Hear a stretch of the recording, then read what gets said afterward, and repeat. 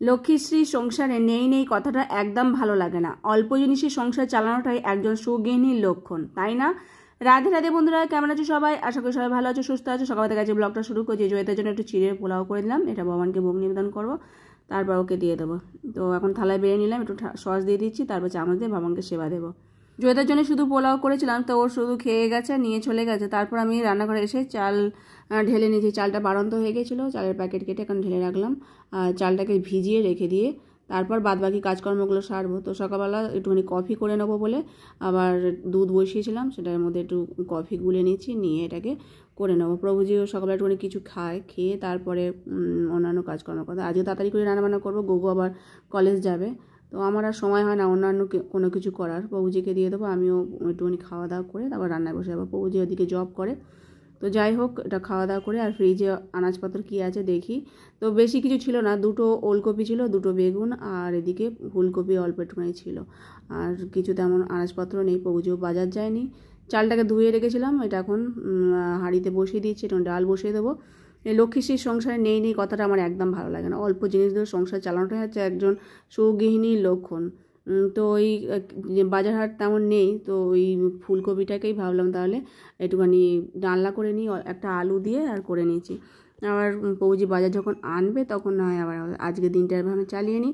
রাত্রিবেলা দেখা যায় কী করা যাবে। অন্যটা হয়ে যাওয়ার পর এখন নামিয়ে নিয়েছি, তরকারিটা আলুটা ভাজা ভাজা হয়ে যাওয়ার পর ফুলকপিটাও দিয়ে দিয়েছি, বড়ি দিয়ে কড়াইশুঁটি দিয়ে রান্না করব।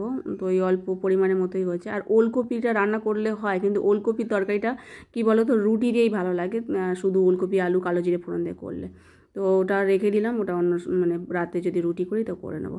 বেগুন ভেজে নিচ্ছি একটা, চালের গুঁড়ো মাখিয়ে এরকম করে বেগুনটা ভাজি, কেননা চালের গুঁড়ো মাখালে তেলটা একটু কম টানে, আর নলে বড্ড অ্যাবজর্ব করে নেয় অয়েল বেগুন ভাজা, তো সেই জন্য ওরকম করে ভাজি। আর এটা বেশ মচমচে হয়, ভালো লাগে। ডালাটা হয়ে গেছে, একটুখানি গরম মশলার গুঁড়ো দিয়েছিলাম, একটুখানি গুড় দিয়েছিলাম, ব্যাস এটাকে পরিষ্কার পরিচ্ছন্ন করে নেবো। আর একটুখানি ডাল করে দিচ্ছি, ব্যাস সব রান্নাবান্না হয়ে গেছে। এই রান্না দিয়ে ভগবানকে এখন সেবা দিয়েছি, দেওয়া হয়ে গেছে। এখন ভগবানকে আচমন করে দিচ্ছি, তারপর গৌকে দিয়ে দেবো, দিয়ে ও প্রসাদ পাবে আর ও কলেজে চলে যাবে। ও চলে যাওয়ার পর আমরা এখন প্রসাদ পাচ্ছি। এই যে বেগুন ভাজাটা আমার খুব ভালো লাগে, চালের গুঁড়ো দিয়ে বেগুন ভাজাটা এরকমভাবে খেতে। আর তারপর প্রভুজিও আবার খেয়ে দিয়ে আমিও খেয়ে নিয়েছি, অফিসে চলে যাচ্ছে। ওকে ব্যাগ দিয়ে দিয়েছি, বললাম যে অফিস থেকে আসার সময় যদি পারো তো সময় থাকলে একটুখানি আনাজপত্র নিয়ে আসো। আর কিছু জামা কাপড় ধুয়েছি, আর এই ধুতিটা হচ্ছে গোগোর, তো ওর ধুয়ে দিলাম একটা, আর আমি আমার জামা কাপড়গুলো ধুয়েছিলাম। তারপর গাছে একটুখানি জল দিয়ে দেবো, চাল ধোয়া জলটাও নিয়ে এসছে। রান্নাঘরে বাসনপত্রগুলো এখন মেজে নিচ্ছি। প্রভুজি এই কৌটোগুলো নিয়ে এসছে, প্রভুজির এক কাস্টমার আছে, তার দোকান আছে। আমিও বললাম যে নিয়ে এসো, তো পুরাতন হয়ে গেছে যে কৌটোগুলো, সেগুলো নষ্ট হয়ে গেছে, তো আমি নতুন কৌটোতে আবার জিনিসপত্র রাখার জন্য ওগুলো ধুয়ে শুকনো করে নিয়েছি।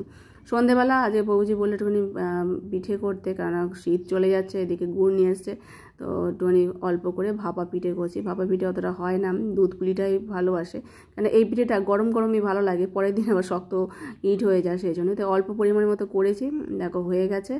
আর এটাকে এখন নামিয়ে নিয়ে ঠান্ডা করে ভগবানকে ভোগ নিবেদন করবো। এরকম গরম গরমটাই বেশ খুব নরম থাকে, কিন্তু পরের দিন খেতে খেলেই একদম শক্ত ইট মতো হয়ে যায়। তো যাই হোক, এটা এখন ভগবানকে ভোগ নিবেদন করেছিলাম, দেখো হয়ে গেছে। এখন প্রসাদ পাচ্ছি, খুব ভালো লাগে ঝোলা গুড় দিয়ে আর এই পিঠেটা খেতে। আর আজকে ওদের পিঠে এখানে শেষ করছি। সকালে ভালো থেকো, সুস্থ থেকো, হরে কৃষ্ণ।